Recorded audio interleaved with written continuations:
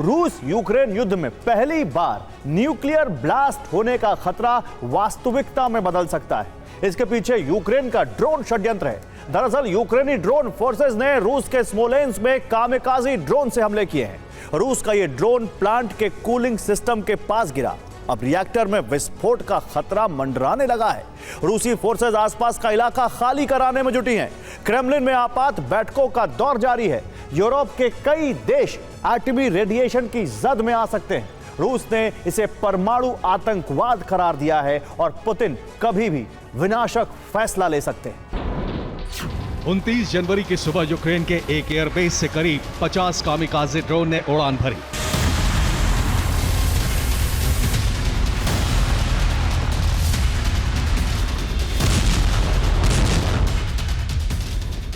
ये ड्रोन रूस की सीमा में दाखिल हुए। रूस के रडार पर इनकी मार्किंग जैसे ही नजर आई, रूस ने एंटी ड्रोन सिस्टम एक्टिवेट कर दिया।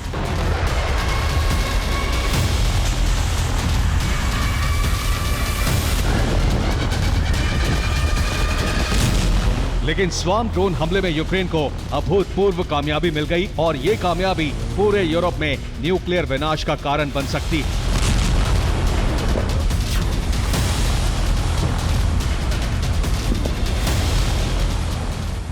क्योंकि यूक्रेन ने रूस के कई शहरों पर एक साथ ड्रोन हमले किए।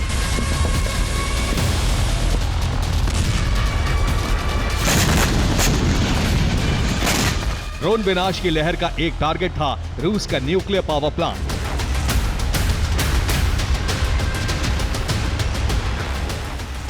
रूस के स्मोलेंस्क प्रांत में रेका नदी के किनारे बने स्मोलेंस्क न्यूक्लियर पावर प्लांट पर यूक्रेन ने ड्रोन हमले किए। यूक्रेन के 2 ड्रोन इस प्लांट के करीब पहुंचे। रूसी डिफेंस सिस्टम ने एक ड्रोन को हवा में ही नष्ट कर दिया, लेकिन एक ड्रोन न्यूक्लियर पावर प्लांट के परिसर में गिरा, जिससे जोरदार धमाके के बाद आग लग गई।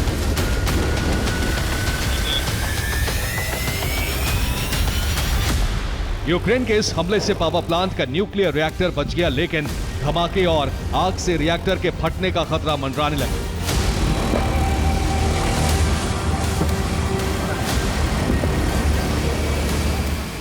क्योंकि धमाके से न्यूक्लियर प्लांट के कूलिंग सिस्टम को नुकसान पहुंचा है। रिएक्टर का तापमान बढ़ा तो परमाणु विस्फोट हो सकता है।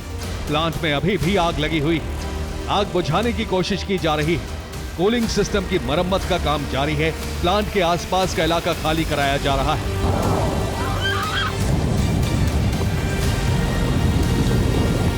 स्मोलेंस्क के गवर्नर वसीली अनोखिन ने कहा है कि यूक्रेन ने पिछले 1 साल में रूसी न्यूक्लियर प्लांट पर 3500 बार हमले किए।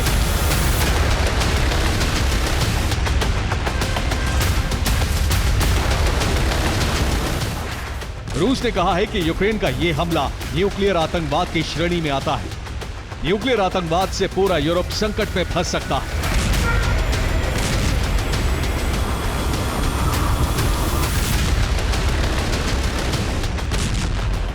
रूस ने जो कहा है उसे समझने के लिए गूगल अर्थ के जरिए हम न्यूक्लियर पावर प्लांट की लोकेशन देख सकते हैं।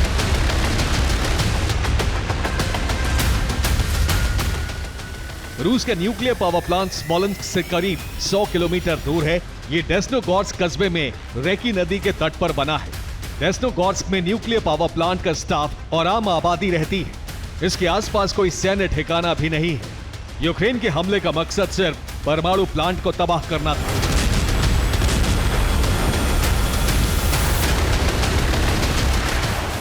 इसीलिए रूस इसे यूक्रेन का परमाणु आतंकवाद करार दे रहा है। नॉर्थ वेस्ट रूस में यह परमाणु प्लांट सबसे बड़ा ऊर्जा उत्पादन केंद्र है।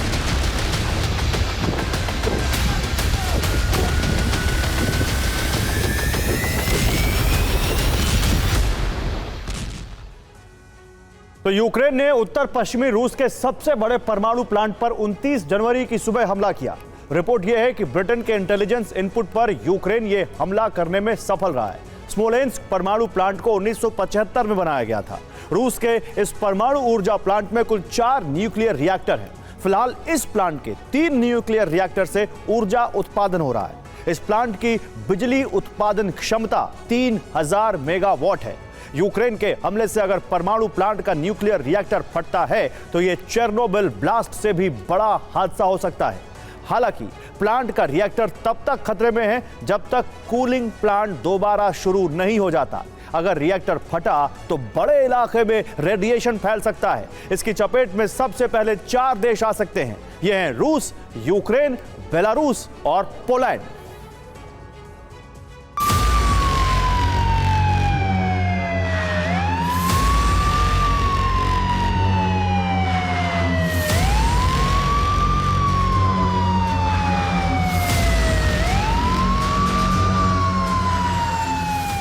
परमाणु प्लांट पर हमले के बाद क्रेमलिन में बैठकों का दौर जारी है। रूस इस हमले के बाद कोई बड़ा फैसला ले सकता है। दरअसल एक रणनीति के तहत यूक्रेन रूस के परमाणु प्लांट पर अटैक कर रहा है।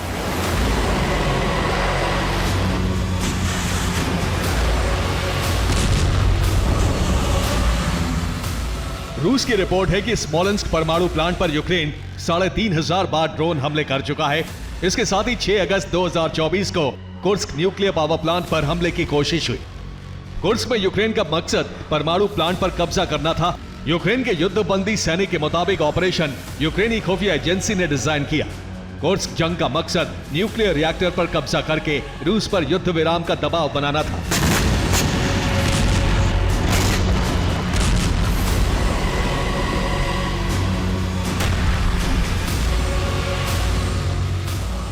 पिछले महीने ही एक बम धमाके से यूक्रेनी एजेंट्स ने रूस के न्यूक्लियर फोर्सेस के चीफ इगोर किरिलोव की हत्या कर दी।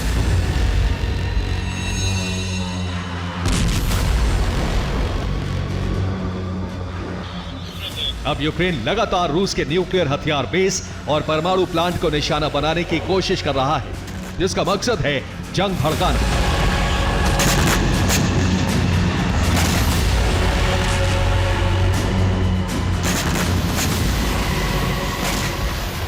यूक्रेन के हमले से उसकी मंशा साफ है। वो अमेरिका और नेटो को युद्ध में घसीटने के लिए यूरोप को परमाणु चक्रव्यूह में फंसाना चाहता है।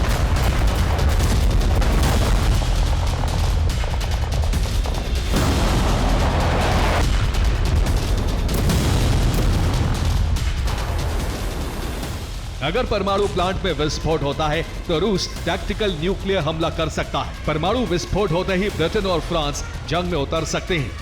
ऐसे में अमेरिका को भी जंग में उतरना होगा।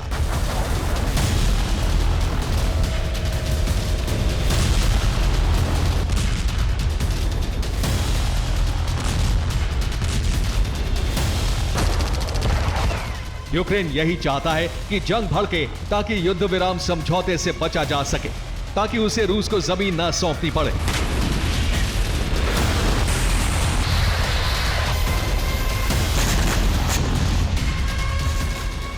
इसीलिए रणनीति के तहत एटमी प्लांट पर हमले किए जा रहे हैं।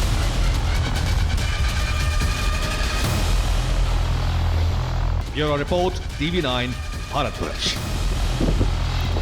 रूस के 10 शहर इस वक्त विनाश की आग में धधक रहे हैं। यूक्रेनी फोर्स ने रूस में अब तक का सबसे बड़ा हमला कर दिया है। हैरानी की बात यह है कि इस बार भी रूस के घातक एयर डिफेंस सिस्टम पूरी तरह से नाकाम साबित रहे। अब यूक्रेन ने हमले का पैटर्न बदल दिया है। यूक्रेनी फोर्स अब अपनी जमीन नहीं बचा रही है, बल्कि रूसी जमीन पर बारूदी आग लगा रही है। यूक्रेन ने हमले की यह रणनीति नेटो कमांडर्स के कहने पर बदली है। सवाल यही है कि आखिर इसके पीछे नेटो और यूक्रेन की संयुक्त योजना है क्या? नेटो ने रूसी धरती पर हमले के लिए अपनी रणनीति बदल दी है। यूक्रेन ने नेटो के नए प्लान के तहत रूस में अब तक के सबसे बड़े हमले को अंजाम दे दिया है। यूक्रेन का फोकस युद्ध भूमि से शिफ्ट होकर रूस में हमले पर हो गया है। नेटो और यूक्रेन पुतिन और उनकी सेना को उकसाने का प्रयास कर रहे हैं।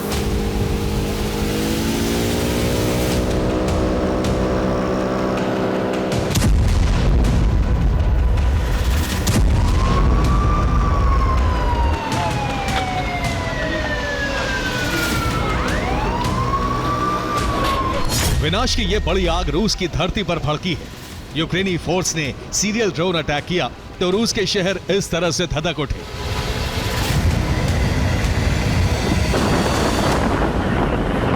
यूक्रेनी फोर्स ने इस बार फ्रंट लाइन से 800 किलोमीटर दूर रूसी सैन्य ठिकानों और ऊर्जा सेक्टर पर जबरदस्त प्रहार किए।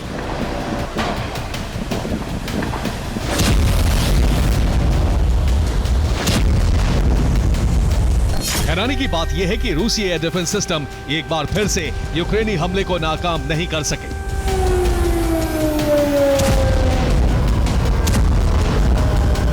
यूक्रेन रूस में अब नई रणनीति के तहत हमले कर रहा है। ये रणनीति यूक्रेन में मौजूद नेटो कमांडर्स ने बनाई है।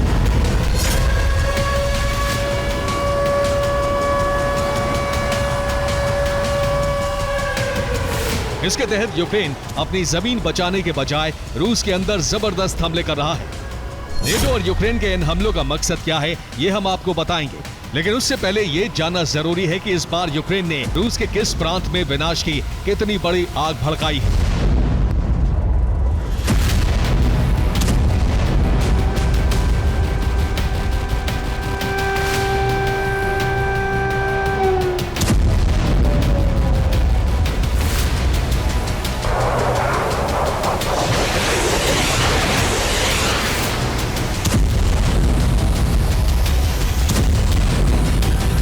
रूस के निजनी नोवगोरोद में यूक्रेन ने रूस की ऑयल रिफाइनरी को जला दिया। स्मोलेंस्क में यूक्रेन के ड्रोन हमले में रूस का पावर प्लांट भस्म हो गया। तवेर में रूसी सेना के लिए हथियार बनाने वाली फैक्ट्री ध्वस्त हो गई। ड्रोन विस्फोट की वजह से ब्रियांस्क में ऑयल रिफाइनरी तबाह हो गई। बेलगोरोद में यूक्रेन ने रूस के हथियार गोदाम को टारगेट किया। तो वोरोनिश में ड्रोन विस्फोट की वजह से 6 इमारतें बर्बाद हो गईं।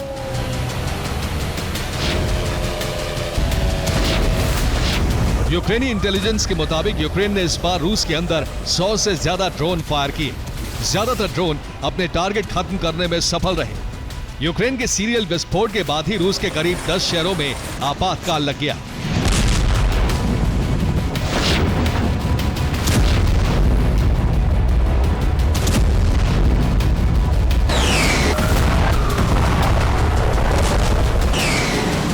यूक्रेन के हमले में रूस की 16 सुरक्षा दीवार और 5 इलेक्ट्रॉनिक वॉरफेयर सिस्टम खत्म हो गए।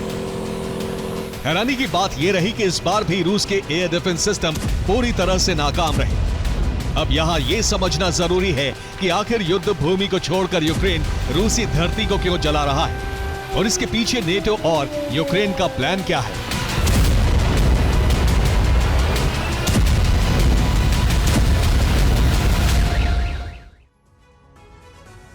तो अब यह भी जान लीजिए कि आखिर यूक्रेन ने हमले की रणनीति क्यों बदल ली है।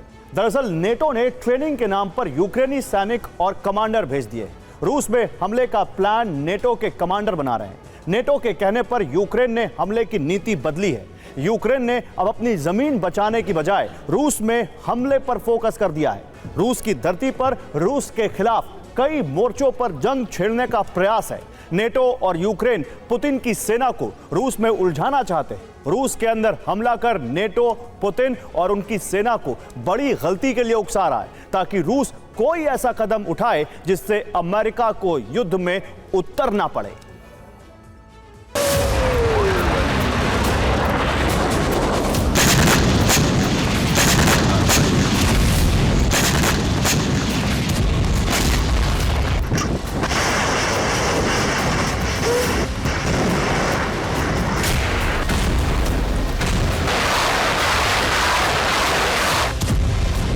कुछ दिन पहले ही ब्रिटेन और बाल्टिक देशों ने ट्रेनिंग के नाम पर कीव में सेनाएं भेजी।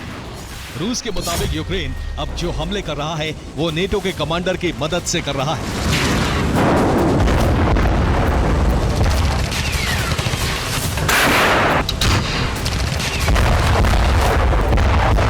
नेटो और यूक्रेन ने हमले का प्लान बदला तो पुतिन सेना को भी अपनी रणनीति बदलनी पड़ी। रूसी सेना ने यूक्रेन में अपने एजेंट को सक्रिय कर दिया है। एजेंट के जरिए उन इलाकों का पता लगाया जा रहा है जहां नेटो के सैनिक और कमांडर मौजूद हैं। रिपोर्ट के मुताबिक लोकेशन मिलने के बाद रूसी फौज इन्हीं इलाकों में जबरदस्त हमला करेगी।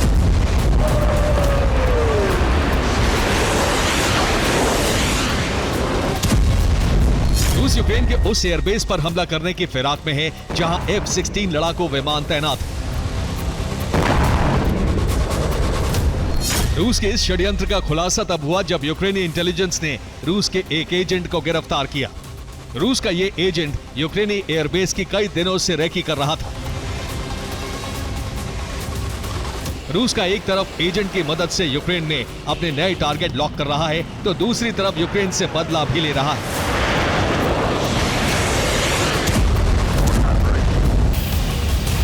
रूसी फौज ने सबसे बड़ा हमला कीव में किया।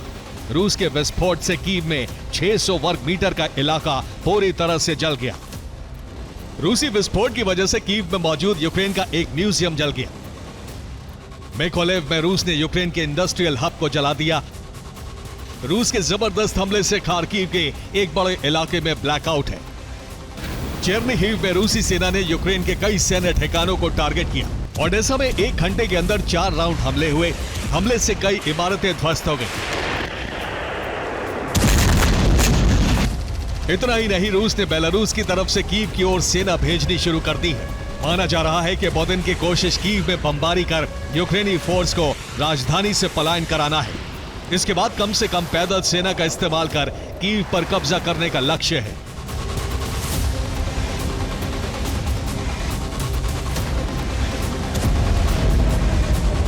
ब्यूरो रिपोर्ट, TV9 भारत देश। तो यूरोप में युद्ध विराम के लिए डोनाल्ड ट्रंप ने एक बार फिर से कोशिश की है। उन्हें उम्मीद है कि पुतिन सीज फायर पर सहमत हो सकते हैं। क्रेमलिन की तरफ से कहा गया है, अगर पुतिन की शर्तें मान ली जाती हैं तो युद्ध विराम 4 महीने में नहीं बल्कि 2-4 हफ्ते में हो सकता है। लेकिन पुतिन ने इतनी कड़ी शर्तें रखी हैं जिससे यूक्रेन को बड़ा नुकसान होना तय है। हालांकि जेलेंस्की ने युद्ध विराम की कोशिश को ही झूठा करार दिया है। इस बीच ट्रंप का डबल गेम सामने आया है। युद्ध विराम की कोशिश के बीच यूक्रेन को हथियार सप्लाई किए जा रहे हैं। अब सवाल उठ रहा है, क्या ट्रंप यूरोप में कुछ बड़ा करने की प्लानिंग कर रहे हैं जिससे पुतिन के विस्तारवाद को रोका जा सके? पिछले 48 घंटे से यूक्रेन पर रूस के भीषण हमले जारी हैं। जुलाई से जनवरी तक 2900 वर्ग किलोमीटर इलाके पर रूस ने कब्जा कर लिया है।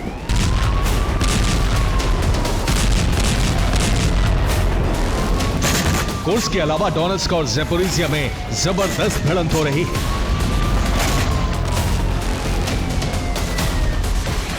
इतने जबरदस्त हमले रूस कर रहा है जिससे अंदेशा लग रहा है कि रूस जल्दी बड़ा फैसला लेने वाला है,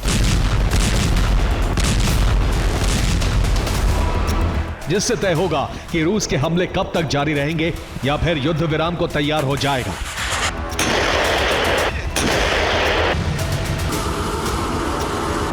हालांकि अभी भी अमेरिका की तरफ से कोशिश की जा रही है। ट्रंप ने 100 दिन का नया ब्लूप्रिंट दिया जिस पर जेलेंस्की तो तैयार नहीं हुए, लेकिन रूस ने कुछ शर्तें लगा दी हैं।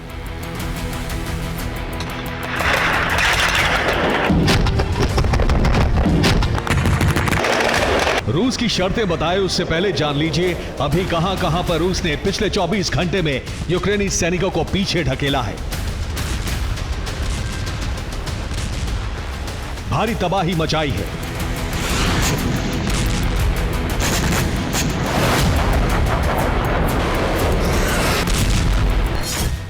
कुर्स्क में रूस के सैनिक लगातार आगे बढ़ रहे हैं। चीन और नॉर्थ कोरिया के सैनिक फ्रंट लाइन पर पहुंच चुके हैं, जिससे यूक्रेनी सैनिकों के हौसले पस्त हो रहे हैं। जबकि इसी तरह डोनेट्स्क के 70% इलाके पर कब्जा कर लिया है और आगे सैनिक बढ़ रहे हैं। कई यूक्रेनी पोस्ट तबाह कर दी हैं। जबकि क्रीमिया में यूक्रेन ने हमले किए तो उसका जवाब रूस ने ओडेसा पर हमले करके दिया है।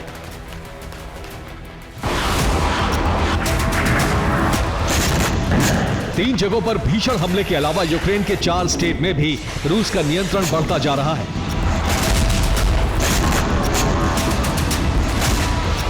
अभी तक रूस ने पिछले साल जुलाई से अब तक 2900 वर्ग किलोमीटर इलाका जीत लिया है।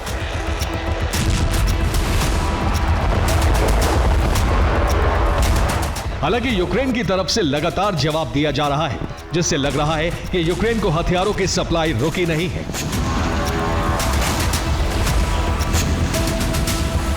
यानी बैकडोर से नेटो और अमेरिका यूक्रेन को हथियार पहुंचा रहे हैं।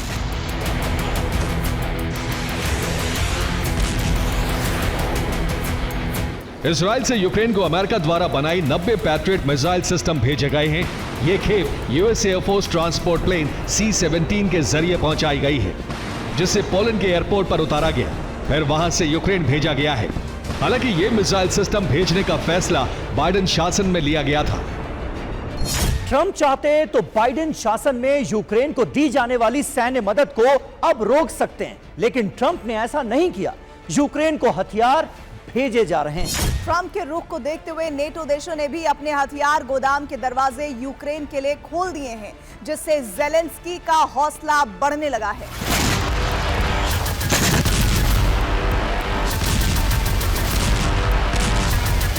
आखिर डोनाल्ड ट्रंप चाहते क्या हैं? उन्होंने कहा था कि वो राष्ट्रपति बनते ही युद्ध विराम कराने के लिए बढ़ेंगे, लेकिन यूक्रेन को हथियार सप्लाई करके युद्ध विराम में अड़चन पड़ सकती है, क्योंकि व्लादिमीर पुतिन कहते रहे हैं कि जब तक यूक्रेन को हथियार सप्लाई नहीं रुकेगी तब तक युद्ध विराम पर कोई बात आगे नहीं बढ़ सकती है। अब पुतिन ने फिर कहा है, अगर रूस की शर्तें मान ली जाती हैं तो एक हफ्ते में युद्ध विराम हो सकता है। पुतिन ट्रंप के 100 दिन के प्लान पर तो तैयार नहीं हुए हैं, लेकिन कुछ बदलाव के साथ सीज फायर को मान सकते हैं। रूस की तरफ से कहा गया है, अगर यूरोपीय देश यूक्रेन को बारूद देना बंद कर देंगे तो युद्ध रोकने का कोई ना कोई रास्ता निकल सकता है। पुतिन ने युद्ध विराम के लिए एक और शर्त रख दी है। यूक्रेन की गद्दी ज़ेलेंस्की को छोड़नी होगी, तब रूस यूक्रेन पर हमले नहीं करेगा। हालांकि पुतिन की दोनों शर्तें ज़ेलेंस्की को मंजूर नहीं होंगी, लेकिन डोनाल्ड ट्रंप की कोशिश से कोई रास्ता निकल सकता है। वैसे भी युद्ध विराम कराना ट्रंप की साख का सवाल है, नहीं तो उनके वादों पर भरोसा करना मुश्किल हो सकता है। तो रूस ने यूक्रेन पर भीषण हमले किए हैं, जिसमें 10 इलाकों पर रूस को अच्छी खासी बढ़त मिली है। रूसी सैनिक लगातार आगे बढ़ रहे हैं। पिछले 24 घंटे से 6 इलाकों में भीषण जंग चल रही है। बाखमुत और तोरस्क में रूस ने कई पोस्ट तबाह कर दी, जबकि कुराखोव और नोवोसिल्का पर रूस ने करीब करीब कब्जा कर लिया है। वहीं ज़ैपोरिजिया में रूस ने यूक्रेनी सैनिकों को पीछे धकेल दिया है। 24 घंटे में रूस ने 174 हमले किए हैं, जिसमें 26 एयर स्ट्राइक की गई और 966 कामिकाजी ड्रोन के अलावा 51 गाइडेड बॉम्ब का इस्तेमाल किया गया। अभी भी रूस के हमले जारी हैं।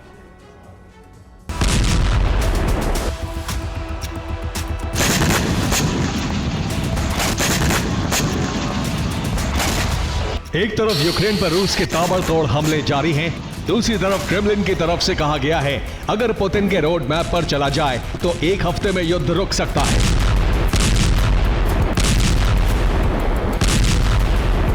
दावा किया जा रहा है कि ट्रंप ने युद्ध विराम के प्लान को लेकर यूरोप में मौजूद अपने राजनयिकों से चर्चा की थी, जिसमें मतभेद सामने आए थे। युद्ध विराम के लिए ट्रंप पुतिन को फोन कर सकते हैं। ऐसा फरवरी के पहले हफ्ते में हो सकता है, जिसके बाद अमेरिका कीव और मॉस्को के बीच वार्ता के लिए मध्यस्थता कर सकता है। इसके लिए कहा गया है कि 20 अप्रैल से पहले युद्ध विराम पर फैसला लिया जा सकता है, यानी अमेरिका 3 से 4 महीने का वक्त युद्ध विराम के लिए ले सकता है।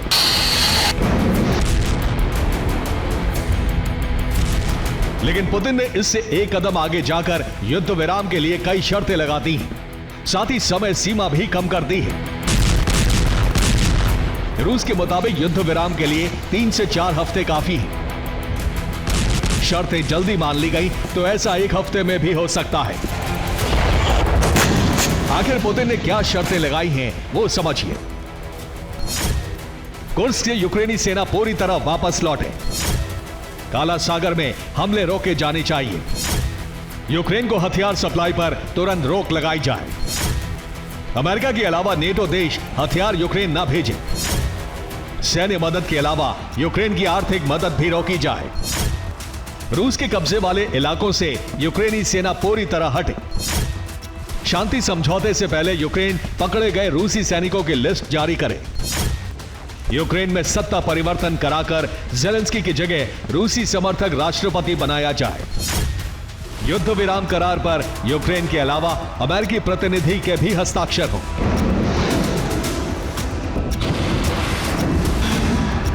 ऐसा हुआ तो 1-2 हफ्ते में ही रूस न सिर्फ हमले रोक देगा, बल्कि वो यूक्रेन से सेना पीछे हटाकर युद्ध विराम कर देगा। लेकिन इस शर्त में यूक्रेन का बड़ा नुकसान हो सकता है, क्योंकि दक्षिण पूर्वी यूक्रेन पर करीब करीब रूस ने संपूर्ण कब्जा कर लिया है। यह हिस्सा यूक्रेन को छोड़ना होगा। साथ ही काला सागर से भी नेटो को अपने वॉरशिप हटाने होंगे, जबकि क्रीमिया पाने का विचार हमेशा के लिए छोड़ना होगा। हालांकि ज़ेलेंस्की ने किसी तरह की शर्त से इनकार किया है, बल्कि युद्ध विराम के फॉर्मूले को ही झूठा बताया है। इसका सीधा मतलब है ट्रंप के निर्देश की नाफरमानी। कहीं ऐसा ना हो ट्रंप पुतिन को हमले के लिए सीक्रेटली खुली छूट दे दे, जिससे यूक्रेन जब तबाह होने लगेगा तो ज़ेलेंस्की के पास युद्ध विराम के अलावा कोई विकल्प नहीं बचेगा। Bureau report, TV9 Bharat. तो ट्रंप के राष्ट्रपति बनने के बाद पूरा ग्लोबल ऑर्डर हिल गया है। जिस तरीके से द ग्रेट अमेरिका बनाने का सपना ट्रंप देख रहे हैं, उसने एशिया से लेकर यूरोप तक महायुद्ध का सायरन बजा दिया है। ट्रंप के विस्तारवादी नीति ने चीन से लेकर ग्रीनलैंड तक में खलबली मचा दी है। हालात ये हो गए हैं कि अब फ्रांस से लेकर पूरे यूरोपियन संघ के सदस्य देशों ने अमेरिका के खिलाफ मोर्चा खोल दिया है। साथ ही चीन ने भी जंगी अल्टीमेटम देकर दुनिया में प्रलय की तारीख की मुनादी कर दी है। यानी एटमी ट्रिगर दबाने का काउंटडाउन शुरू हो चुका है। अभी ट्रंप की ताजपोशी को चंद दिन ही बीते हैं, लेकिन दुनिया का पूरा ग्लोबल ऑर्डर हिल गया है। आधी दुनिया में कोहराम मचा है। पूर्वी एशिया से लेकर यूरोप में जंग जैसी स्थिति बन चुकी है, जो कभी भी महाप्रलय का रूप ले सकती है। ट्रंप का द ग्रेट अमेरिका बनाने के सपने ने पूरी दुनिया में महायुद्ध का अलार्म बजा दिया है। प्रलय की घड़ी तेजी से दौड़ने लगी है।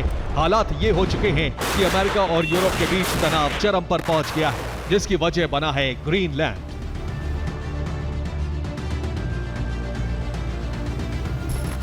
सत्ता में आते ही ट्रंप ने अपनी विस्तारवादी नीति साफ कर दी, जिसमें उनका पहला लक्ष्य है ग्रीनलैंड पर अमेरिका का कब्जा, जिसका ऐलान ट्रंप ने आते ही कर दिया था। उन्होंने साफ कहा था कि राष्ट्रीय सुरक्षा और दुनिया में कहीं भी जाने की आजादी के लिए अमेरिका महसूस करता है कि ग्रीनलैंड पर नियंत्रण बेहद जरूरी है।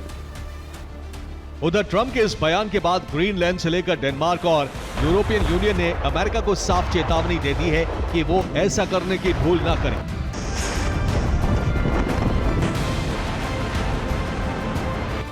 ग्रीनलैंड पर अमेरिका यूरोप में टेंशन चरम पर है। इसी बीच फ्रांस के विदेश मंत्री जीन नोएल बैरत ने ऐलान किया। उन्होंने साफ कहा कि ग्रीनलैंड की रक्षा के लिए फ्रांस अपनी सेना भेजेगा। अमेरिका को साफ चेतावनी दी कि ग्रीनलैंड पर किसी का कब्जा फ्रांस को मंजूर नहीं, और अगर जरूरत पड़ी तो दूसरे यूरोपीय संघ के देश भी ग्रीनलैंड अपनी सेना भेज सकते हैं।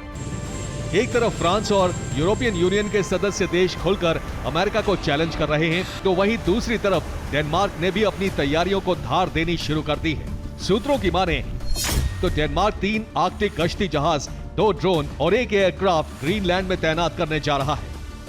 उधर डेनमार्क की पीएम मेट फ्रेडरिक्सन इस मामले पर चर्चा करने के लिए यूरोपीय नेताओं से मिल रही हैं। उनसे एकजुट होकर ग्रीनलैंड के लिए खड़े होने की अपील कर रही हैं। हालांकि सवाल ये उठता है कि आखिर अमेरिका के लिए ग्रीनलैंड क्यों जरूरी है। तो इसकी वजह है कि ग्रीनलैंड में अमेरिका का बड़ा स्पेस कमांड सेंटर है। पेटोफिक स्पेस बेस की सुरक्षा के लिए भी ये बेहद जरूरी है। इसके साथ ही दुनिया के कई दुर्लभ खनिजों के बड़े भंडार भी यहाँ मौजूद हैं, जो बैटरी और हाईटेक डिवाइस बनाने में इस्तेमाल होते हैं। ट्रंप का मानना है कि सभी जगह मौजूद रूसी और चीनी जहाजों की निगरानी के लिए ये द्वीप बेहद जरूरी है। सिर्फ इतना ही नहीं, व्यापारिक और कूटनीतिक तौर पर भी ये अमेरिका के लिए काफी अहम है। इसे समझने के लिए इस मैप पर गौर कीजिए। ग्रीनलैंड आर्कटिक महासागर के बीच में स्थित है, जो इस इलाके के प्रमुख व्यापार मार्ग में से एक है। रूस और चीन दोनों ने इस क्षेत्र पर नियंत्रण करने के प्रयास तेज कर दिए हैं, और इससे अमेरिका की सुरक्षा को खतरा बढ़ सकता है। और इसी ने अमेरिका की टेंशन के मीटर को अप कर दिया है। एक तरफ अमेरिका यूरोप में जंग के हालात बने हुए हैं, वहीं दूसरी ओर चीन के साथ अमेरिका की तनातनी जारी है। हालात ये बन गए हैं कि कभी भी दक्षिणी चीन सागर में दोनों देशों के बीच जंग का सायरन बज सकता है।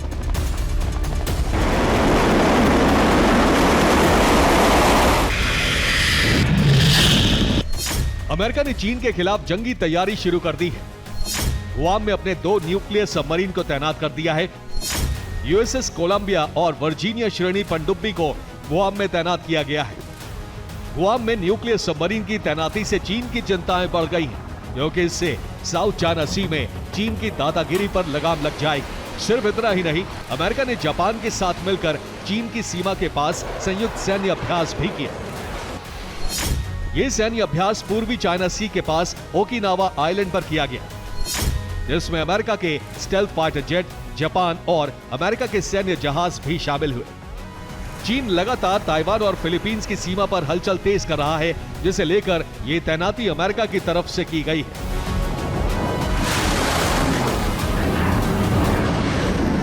ट्रंप की नीतियों और उनके उठाए कदमों ने पूरी दुनिया में जंग जैसे हालात बना दिए हैं और कहीं न कहीं प्रलय की घड़ी को नजदीक ला दिया है। प्रलय की घड़ी की टिक टिक तेज हो गई है।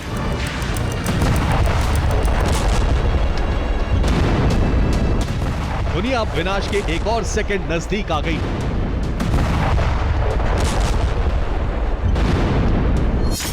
वैज्ञानिकों के अनुसार साल 2025 के लिए डूम्सडे क्लॉक यानी प्रलय की घड़ी अब 89 सेकंड पर आ गई है, जो पिछले वर्ष की तुलना में 1 सेकंड आगे बढ़ गई है।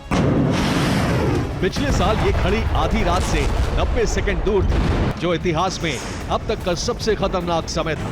इस साल स्थिति और गंभीर हो सकती है। इस साल घड़ी की सुई 1 सेकंड और कम हो गई है, यानी दुनिया विनाश के एक और सेकंड करीब पहुंच गई है। ऐसे में न्यूक्लियर तबाही का ट्रिगर कहीं भी कभी भी दब सकता है।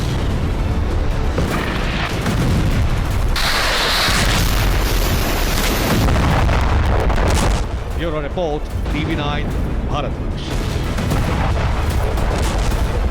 और दिसंबर के महीने में रूस के परमाणु वैज्ञानिक, रूसी न्यूक्लियर फोर्सेस के चीफ सहित पुतिन के 3 जनरलों की हत्या कर दी गई। इस मामले की जांच जारी है। तभी मॉस्को ने यह दावा किया था कि इन हाई प्रोफाइल हत्याओं का सबसे बड़ा टारगेट पुतिन हो सकते हैं और इस साजिश के पीछे यूक्रेन की खुफिया एजेंसी हो सकती है। अब अमेरिकी पत्रकार की रिपोर्ट है कि पुतिन की हत्या की साजिश रची गई और साजिश में सीधे पूर्व राष्ट्रपति जो बाइडेन शामिल थे। क्या सच में बाइडेन प्रशासन ने पुतिन की हत्या की साजिश रची थी?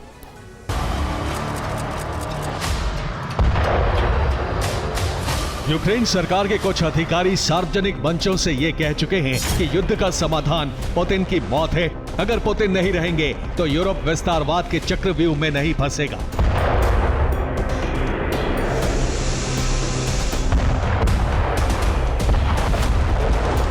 अमेरिका का बाइडेन प्रशासन भी जंग के लिए पुतिन को जिम्मेदार मानता रहा है।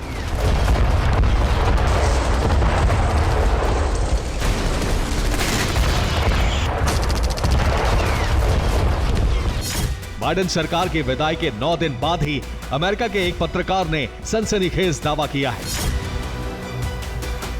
ये अमेरिका के स्वतंत्र पत्रकार टकर कार्लसन हैं और अमेरिका के चुनाव से कुछ दिन पहले ही इन्होंने पुतिन का लंबा इंटरव्यू भी किया था। But then there was a unification, the union of the Grand Duchy of Lithuania and the Kingdom of Poland. अब टकर कार्लसन ने एक पॉडकास्ट में कहा है कि पूर्व विदेश मंत्री एंथनी ब्लिंकन बड़ी जंग छेड़ना चाहते थे। इसके लिए पुतिन की हत्या का षड्यंत्र रचा गया। इसके बारे में बाइडेन प्रशासन को जानकारी थी। हालांकि इस बात के कोई प्रमाण कार्लसन ने नहीं पेश किए और ना ही बाइडेन या ब्लिंकन ने इसका खंडन किया। इसके बाद रूसी संसद के स्पीकर ने चेतावनी जारी कर दी है। व्याचेस्लाव वोलोदिन ने कहा है कि पुतिन की हत्या के षड्यंत्र के बारे में सोचना भी अपराध है। ये वैश्विक सुरक्षा के लिए गंभीर खतरा है। परमाणु युद्ध का सीधा रास्ता है। सभी अंतर्राष्ट्रीय संस्थाओं को इस मामले की जांच करानी चाहिए।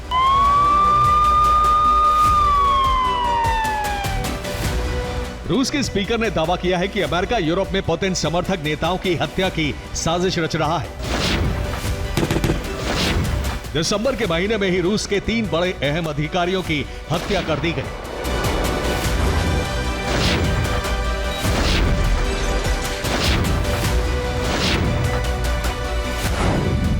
सत्रह दिसंबर को मॉस्को में बम धमाका करके रूसी परमाणु फोर्सेस के प्रमुख इगोर किरिलोव की हत्या कर दी गई। उससे पहले 15 दिसंबर को कार में बम लगाकर रूस के POW जेलर सर्गेई येवस्कोव की हत्या कर दी गई। उससे 3 दिन पहले 12 दिसंबर को मिसाइल मैन मिखाइल शात्स्की की गोली मारकर हत्या कर दी गई।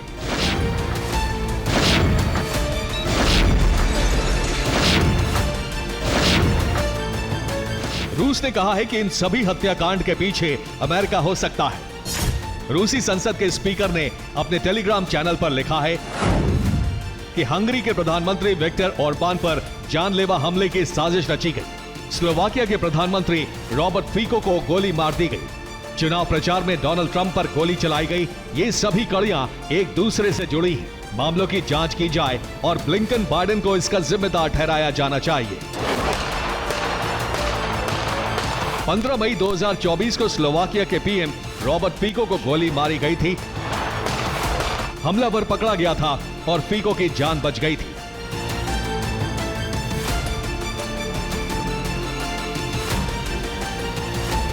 रूस ने कहा है कि यूरोप में अस्थिरता बढ़ाने के पीछे अमेरिका है और अगर पुतिन पर हमले की कोशिश भी हुई तो परमाणु युद्ध तय है।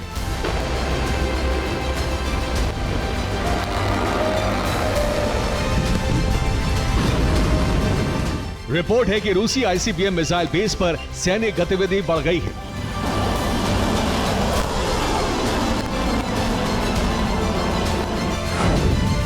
रूस ने nuclear ICBM base war ready कर दिए हैं। इसके साथ ही परमाणु बॉम्बर्स को भी तैयार रखा गया है। रूस के कई बेस पर नए डिफेंस सिस्टम की तैनाती भी हुई है। ये सिस्टम यूक्रेन के हमले रोकने के लिए लगाए गए हैं।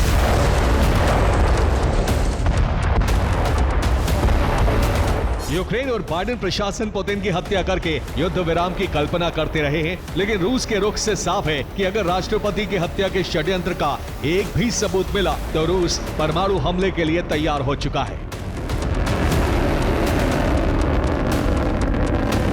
Bureau report, TV9 Bharat.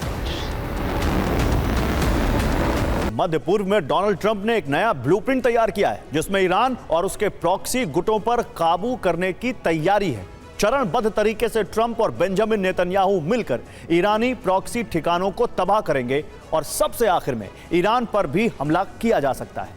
अगर ईरान ने पलटवार किया तो अरब में परमाणु युद्ध शुरू हो सकता है।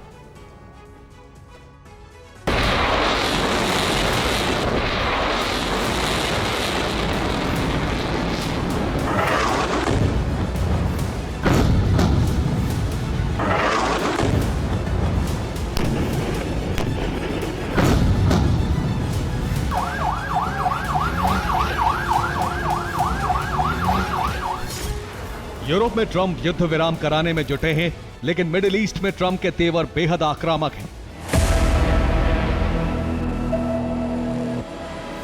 ईरान को काबू में करने के लिए पेंटागन ने नया ब्लूप्रिंट बना लिया है। इसके अलावा ईरानी प्रॉक्सी का सफाया करने के लिए अमेरिका बड़े प्लान पर काम कर रहा है।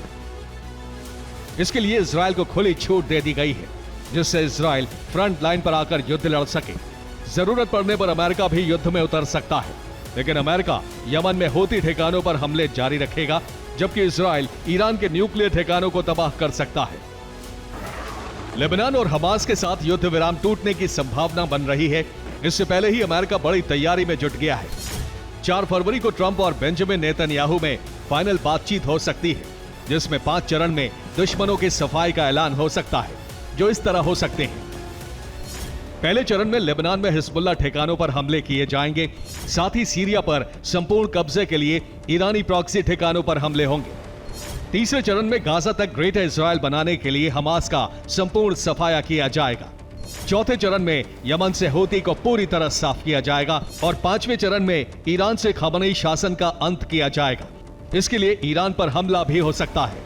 अमेरिका ने इसके लिए इजराइल को हथियारों की खेप भेजनी शुरू कर दी है। हो सकता है फरवरी में ही ईरान पर बड़ा हमला किया जाए, जिससे उसके परमाणु ठिकाने तहस नहस कर दिए जाएं। ऐसा हुआ तो ईरान भी पलटवार कर सकता है। ईरान के विदेश मंत्री अब्बास अराघची ने कहा है, हमारे परमाणु संयंत्रों पर हमला हुआ तो हम तुरंत जवाब देंगे। मुझे नहीं लगता वो ऐसा पागलपन करेंगे। अगर ऐसा हुआ तो पूरे अरब में भयानक युद्ध की स्थिति पैदा हो जाएगी। ईरान ने धमकी के सहारे परमाणु हमले के संकेत दिए हैं, यानी अरब में परमाणु युद्ध भी शुरू हो सकता है। बस ट्रंप के आदेश का इंतजार है। बेंजामिन नेतन्याहू तो काफी पहले से ही हमले की प्लानिंग कर चुके हैं।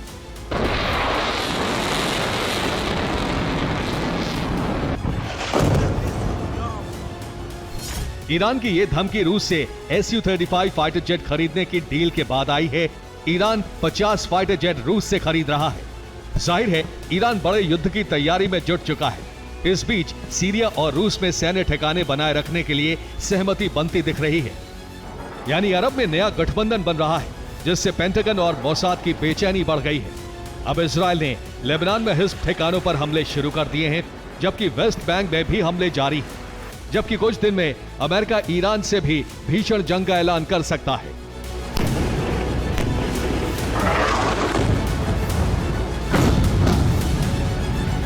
Bureau report, TV9 Bharatvarsh. तो सुनीता विलियम्स को अंतरिक्ष से वापस लाने की हर कोशिश नाकाम हो रही है। उनकी हालत दिन ब दिन खराब होती जा रही है। लेकिन इस बीच ट्रंप के स्पेस एक्स के CEO इलॉन मस्क से की गई एक अपील ने उनकी वापसी की उम्मीदों को जगा दिया है। आखिर कैसे होगी सुनीता विलियम्स की अंतरिक्ष से वापसी, आपको इस रिपोर्ट में दिखाते हैं। Those 9 Merlin engines now. ये तस्वीर 6 जून 2024 की है, जब Sunita Williams international space station पहुंची तो खुशी से डांस करने लगी। Lots of cheering here in the room. Big अपने साथी एस्ट्रोनॉट्स को गले लगा लिया। her blue flight suit up and followed shortly behind by Commander of Starliner Butch Wilmore. मगर अब ये खुशी चिंता में बदल गई है। सुनीता विलियम्स और उनके साथी एस्ट्रोनॉट बुच विल्मोर की जान स्पेस में अटकी है। वजह है स्टारलाइनर अंतरिक्ष यान में आई खराबी। सुनीता गई तो 13 दिनों के लिए थी, लेकिन यान में हीलियम गैस लीक से ऐसी खराबी आई कि अब 7 महीनों का वक्त बीत चुका है और अब भी वो वहां फंसी हुई है। लेकिन अब सुनीता की वापसी का रास्ता साफ होता दिख रहा है और उसकी वजह है राष्ट्रपति डोनाल्ड ट्रंप की स्पेस एक्स के मालिक इलॉन मस्क से की गई अपील। ट्रंप ने अपने ट्रुथ सोशल अकाउंट से एक पोस्ट शेयर कर मस्क से इस मामले में मदद की अपील की। उन्होंने लिखा, मैंने इलॉन मस्क से कहा है कि अंतरिक्ष में फंसे हमारे 2 बहादुर अंतरिक्ष यात्रियों को जल्द से जल्द लेकर आएं, जिन्हें बाइडेन प्रशासन ने अंतरिक्ष में मरने के लिए छोड़ दिया है। वो कई महीनों से स्पेस स्टेशन में इंतजार कर रहे हैं। उम्मीद है सभी सुरक्षित होंगे। शुभकामनाएं इलॉन। उधर इलॉन मस्क ने भी इस पर जवाब दिया और साफ कहा कि स्पेस एक्स जल्द ही उन्हें वापस लाने की कोशिश करेगा। मस्क ने सोशल मीडिया एक्स पर लिखा, अमेरिका के राष्ट्रपति ने स्पेस एक्स से स्पेस स्टेशन में फंसे 2 अंतरिक्ष यात्रियों को जल्द से जल्द घर लाने के लिए कहा है। हम जल्द ही उन्हें वापस लाने का मिशन शुरू करेंगे। पिछले 7 महीनों में सुनीता विलियम्स का बुरा हाल हो चुका है और उन्होंने एक मैगजीन को दिए इंटरव्यू में कहा था कि वो धरती पर वापस लौटने का बेसब्री से इंतजार कर रही हैं। यहां तक कि वो अब चलना भी भूल गई हैं। इतने दिनों तक अंतरिक्ष में रहने से सुनीता की तबीयत दिन ब दिन खराब होती जा रही है, क्योंकि अंतरिक्ष का वातावरण पृथ्वी से बिल्कुल अलग है। सबसे अहम है अंतरिक्ष में गुरुत्वाकर्षण का ना होना। इसकी वजह से शरीर के तरल पदार्थ ऊपर की तरफ आते हैं, जिसकी वजह से चेहरे और शरीर में सूजन बढ़ जाती है। ब्लड प्रेशर का लेवल भी खराब होने लगता है। ऐसे में अब पूरी दुनिया की नजर स्पेस एक्स पर टिकी है, इस उम्मीद में कि जल्द सुनीता धरती पर वापस लौट आएंगी। Bureau report, TV9 Bharatvarsh. अब अंतरिक्ष से थोड़ा नीचे आते हैं और अब बात करते हैं हवाई यात्रा की। वो रिपोर्ट जो हवाई यात्रा की दुनिया में ऐतिहासिक कदम बताई जा रही है। अमेरिका सुपरसोनिक रफ्तार से उड़ान भरने वाला विमान बनाने के बेहद करीब पहुंच गया है। इस विमान की रफ्तार इतनी ज्यादा है कि सिर्फ 30 मिनट में 1500 किलोमीटर का सफर यह विमान तय कर लेगा। हवाई उड़ानों की दुनिया में बहुत बड़ी क्रांति आने जा रही है।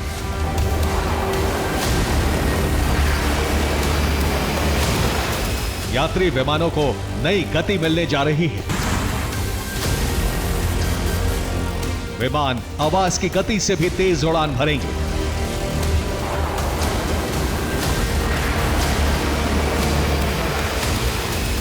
अमेरिका सुपरसोनिक विमान बना रहा है, वो विमान जो सुपरसोनिक रफ्तार से उड़कर यात्रियों को उनके गंतव्य तक पहुंचाएगा।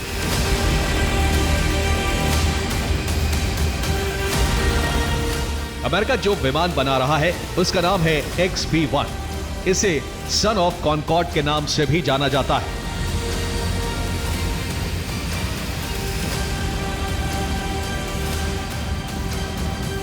28 जनवरी को XB-1 सुपरसोनिक विमान का तीसरा टेस्ट हुआ। विमान का तीसरा टेस्ट पूरी तरह से सफल रहा। विमान ने तीसरे टेस्ट में 2761 किलोमीटर प्रति घंटे की रफ्तार से उड़ान भरी।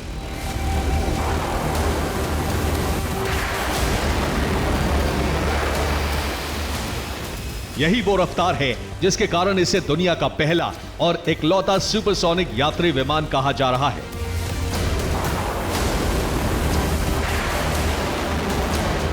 इस विमान का निर्माण अमेरिकी कंपनी बूम टेक्नोलॉजी कर रही है। भारत की राजधानी दिल्ली से मुंबई की दूरी करीब 1350 किलोमीटर है। अगर XB-1 विमान दिल्ली से मुंबई के लिए उड़ान भरे तो यह यात्रियों को सिर्फ 30 मिनट में पहुंचा देगा। यही वजह है कि हवाई उड़ानों की दुनिया में यह विमान एक क्रांति माना जा रहा है। Bureau report, TV9, Bharatvarsh.